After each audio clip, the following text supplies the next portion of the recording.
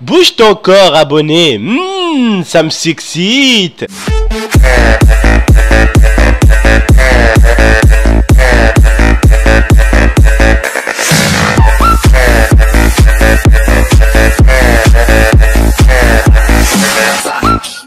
Un petit message à dire à GameX13.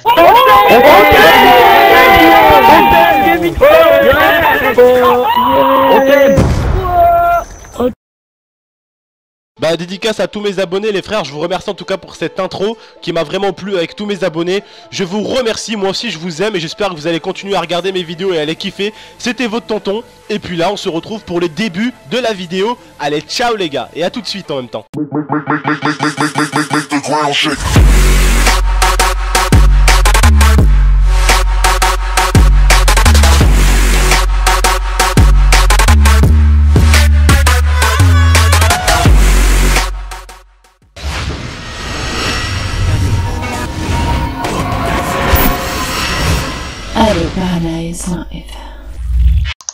Oui salam alaikum à tous mes très chers abonnés, c'est GameX13. Et bien aujourd'hui les frères on se retrouve pour une nouvelle vidéo pour parler un tout petit peu de moi et mes pires bêtises on va dire donc tout simplement. Mais avant d'entamer le sujet j'aimerais juste souligner un petit truc qui se passe ces derniers temps juste sur Facebook. Donc vous savez que j'ai créé un groupe où il y a plus de 10 000 membres. Donc des fois vous savez il y en a qui me mettent on va dire des photos ou des vidéos sexuelles. Donc tout simplement n'hésitez pas à les signaler pour que je puisse les dégager du groupe. Parce que le groupe a été fait pour pouvoir partager ces vidéos YouTube ou pour pouvoir je sais pas demander de l'aide ou demander des likes ou je sais pas. Voilà tout simplement ça concerne YouTube. Donc voilà tout simplement les frères on va passer au bref du sujet. Tout simplement ces derniers temps j'ai une communauté quand même qui s'allergie énormément. Pardon j'arrive pas à articuler le français oui. Qui s'allergie énormément. Putain c'est pas possible, il y a ma copine qui sourit à côté. Non je rigole. J'ai ma communauté les gars qui est en train de s'élargir tout simplement les frères. Elle est en train de devenir de plus en plus grande. Et puis j'aimerais un tout petit peu que vous appreniez un peu plus à connaître votre tonton.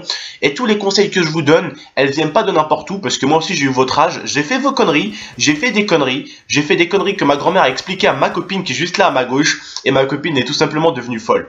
Par exemple avant au bled, là où j'habitais à Naba tout simplement, il y avait une femme qui habitait en bas de chez nous et nous on avait une maison où tu montais l'escalier et tu avais la maison au-dessus avec le couloir et tout ça, avec toutes les chambres, la salle de bain, bref, tout le bordel, tout était au-dessus. Et moi, il y avait un truc que j'aimais faire quand j'étais petit, et oui, je faisais le connard, oui, je pissais sur les habits. Et ma copine pourra vous le dire, je sortais mon kiki et je pissais sur les habits des voisins, tout simplement. Mais vous savez au bled, là-bas on est beaucoup familial, vous voyez, c'est-à-dire que les voisins, c'était la voisine d'en bas, c'était comme ma grand-mère, elle aussi, elle m'aimait, elle m'a élevé pratiquement, quand elle me changeait les couches et tout ça, elle m'appelait, elle me ramenait à la plage et tout. Bref, ma grand-mère était en haut, ma mère était en haut, mais en bas c'était autant de la famille qu'en haut, si vous voyez ce que je veux dire. C'était familial tout simplement. Et je vais vous expliquer comment on était. Donc si vous voulez les frères, on avait une petite cour. Une cour au milieu où on faisait tout. Les fêtes, quand on faisait l'Aïd pour le mouton et tout ça, on le coupait ensemble. Et en fait, il y avait la cour et tout autour de la cour, il y avait des maisons. Donc là, si tu veux, tu as une porte d'entrée. Tu rentres, là tu as la première maison à droite, tu as la première maison à gauche. Après, tu as encore une maison à gauche et tu as une maison à droite encore. Et là, c'est tout autour de la cour tout ça, vous voyez. Et là, à gauche, tu as la maison de la femme sur laquelle j'ai pissé sur ses vêtements. Et au fond de la cour, tu as un escalier qui monte comme ça. Et tu as une maison qui est au-dessus de toutes les maisons. Et c'est ma maison à moi où j'habitais à Naba. Elle est au-dessus de toutes les maisons. Bon, j'avais une grande maison. Moi, personnellement, j'avais une grande maison. Donc, on habitait tout en haut, en fait. C'était une maison, on habitait tout en haut. Et tout simplement, c'était complètement familial. Parce que quand il y en a un qui avait un tour, donc ou je sais pas, des fiançailles, mariage, ben on faisait tout ensemble, on fêtait tout ensemble. Et avant, comment j'étais un petit con. Oh là là. Et je vous jure qu'aujourd'hui, votre tonton ne vous donne pas des conseils pour rien. J'étais un connard de la pire espèce. Je vais vous expliquer par contre. Avant, quand j'étais arrivé du bled, c'était pareil. J'avais l'impression que tout le monde m'insultait ici en France. Je comprenais pas le français. Et le mec, il venait, il me parlait avec les mains. Mais je lui disais, mais qu'est-ce que tu veux? Je rentrais dedans avec mes poings. J'étais complètement... J'étais un gamin très turbulent, on va dire. Très turbulent, tout simplement.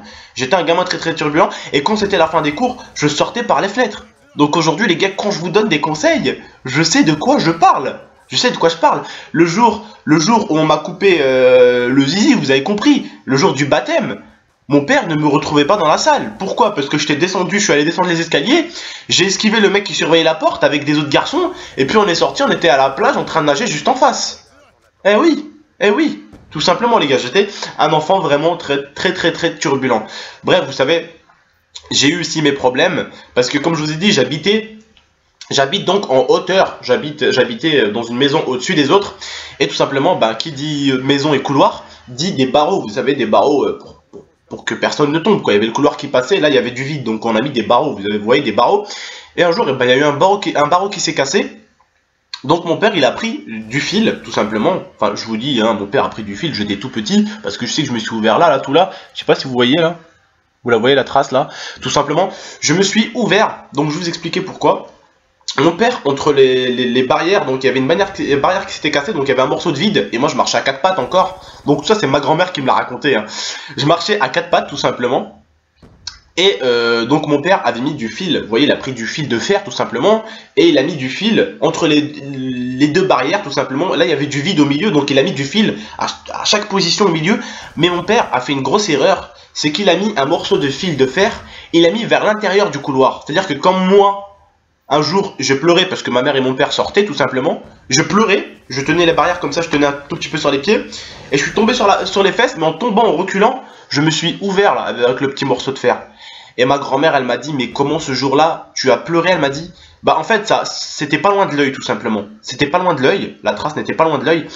Et j'avais vraiment pris très cher. Très cher. Si vous regardez mes photos Facebook, vous verrez une trace que j'ai. Mais vraiment une grosse trace, hein. Elle est grande comme ça, hein. Elle est grande comme ça facile là au niveau du visage. J'étais tout petit les gars. Et je vous mettrai une photo sur Facebook quand j'étais tout petit et que vous voyez la trace, elle était toute rouge. Ma grand-mère elle m'a dit mais comment tu as pleuré? C'était un truc de malade. J'ai pleuré toutes mes larmes ce jour-là. Toute la nuit j'ai fait que pleurer de douleur et tout. Ma grand-mère elle m'avait mis de la crème et tout. Bref je m'étais pas fait recoudre parce que je vais pas vous mentir, hein, c'était pas un truc profond, c'était pas un truc de ouf.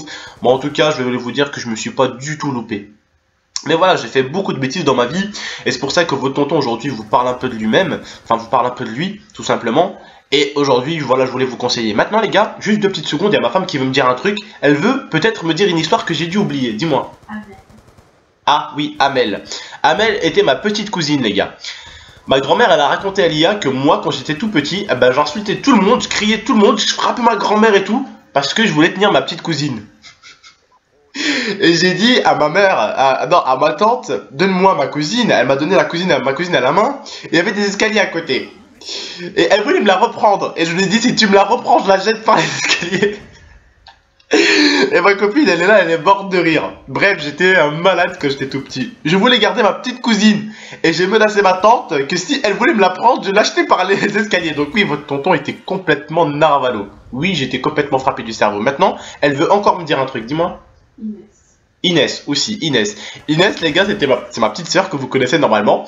Donc, plus jeune, à Marseille, si vous voulez, je m'amusais à faire un truc. On s'amusait à jouer à cache-cache avec ma cousine Amel. Et puis, je montais au-dessus des meubles. Vous voyez, les gros meubles où on met les affaires, les habits et tout ça. Je grimpais dessus, je me mettais tout en haut. Et je jouais à cache-cache. Et donc, c'était plus à ma cousine Amel de compter, mais c'était à mon petit frère Momo. Et Amel et Inès, ma soeur Inès, voulait se cacher avec moi au-dessus du placard. Donc j'ai ma cousine Amel, elle me l'a passée comme ça, elle la tenait pour que moi je l'attrape et je la monte. Et en fait je l'ai montée et en arrivant en haut, il y avait une petite vis qui dépassait du meuble. Donc je me suis pris la vis là dans la main et j'ai relâché ma soeur. Et elle est tombée entre le meuble, et le lit. Elle s'est cognée la tête comme ça sur le lit et heureusement les frères, heureusement. Elle n'est pas tombée sur la, comment ça s'appelle, comment on appelle ça mon cœur déjà, sur le truc là où on met les parfums et tout. La commode, voilà exactement. Voilà, je suis un hamar, je connais pas la France moi. Moi je connais pas la France. Bref les gars, heureusement qu'elle n'était pas tombée sur la commode, parce qu'en fait en tombant de l'armoire, de la hauteur de l'armoire, elle est tombée comme ça. Du coup en fait quand elle atterrit, elle a frappé sa tête comme ça, mais sur le canapé du lit, vous voyez, sur le truc du lit quoi, tout simplement. Heureusement qu'elle n'était pas tombée sur la commode, parce que j'aurais pu limite tuer ma soeur. Ok? Et vous voyez les gars, maintenant aujourd'hui je vous donne des conseils, mais c'est des trucs que j'ai vécu moi-même parce que c'est des trucs dangereux. Souvent on a envie de jouer, quand on est jeune on est con, comme j'ai été con, hein, je pissais sur les habits des voisins tellement j'étais con. On grandit et on est une autre personne, on est plus intelligent et on fait moins de conneries. Ok? Mais il faut se méfier parce que tout le temps on fait des conneries, des fois on se rend pas compte, hein. Des fois on se rend pas compte. Ok les gars, faut faire gaffe, aujourd'hui je vous donne des conseils parce que moi-même j'ai fait des conneries et j'ai été un connard de la pire espèce. Mon père m'a dit tu étais un petit con de la pire espèce quand j'étais tout petit. J'insultais tout le monde, je frappais tout le monde. Au quartier, quand il y avait des petits combats et tout ça, on se battait, vous voyez, comme des petits cons à chaque fois pour prouver qui était le plus fort. Bah croyez-moi que moi j'étais le premier dans la baston. Bref, j'étais un petit footeur de merde de première catégorie, je pense de catégorie A si tu devais mettre dans l'alphabet. Je pense que j'étais le A, ou même le A+. Tu vois.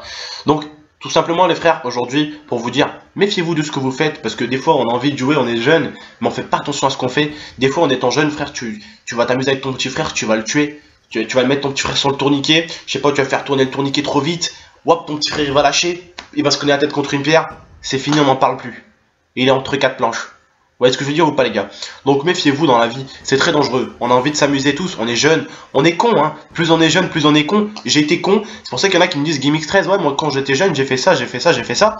Et sincèrement les gars, je n'ai pas du tout envie de vous critiquer ou de vous râler dessus. Parce que j'ai été pire. J'étais pire frère. J'étais pire que vous. J'étais pire que vous parce que quand on est jeune, voilà on est bête. Et on apprend avec le temps à être plus intelligent tout simplement. Voilà en tout cas les gars, j'espère que vous avez aimé cette petite vidéo où je vous ai un tout petit peu parlé de moi. J'ai pas souvent l'habitude de vous parler de moi, mais en tout cas j'espère que vous avez apprécié. Et pourquoi pas vous le refaire si vous avez vraiment apprécié. Bah écoutez les frères, c'était votre tonton. Je vous dis à la prochaine pour de nouvelles vidéos, vous inquiétez pas, ça arrive du lourd. Ciao les frères.